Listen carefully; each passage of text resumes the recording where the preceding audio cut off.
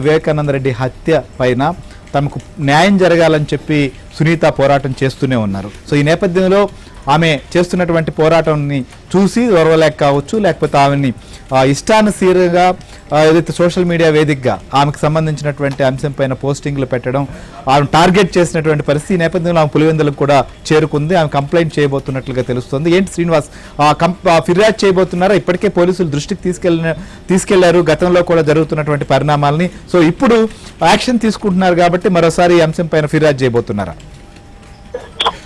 చివరి YCP social media సైకోలపై Viveka కుమార్తె సునీతారెడ్డి ఫిర్యాదు చేసేందుకు సిద్ధమయ్యారు.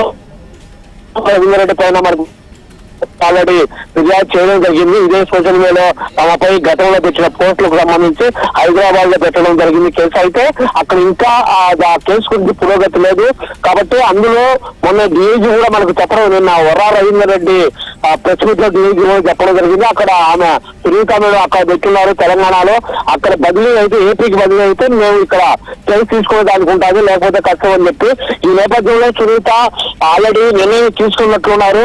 ఇక్కడైతే ఇప్పుడు వరా రవీంద్ర రెడ్డి పైన, భార్గవ రెడ్డి పైన, అర్జున్ రెడ్డి పైన, ఇక్కడ లోకల్ కొందరు వివేక్ అనే వ్యక్తి పైన మొత్తం 40 పైన ఎస్సీ కేసు ఆల్రెడీ పులివెందులో నమోదైంది. దీనికి సంబంధించి ఈ పోస్టులకు సంబంధించి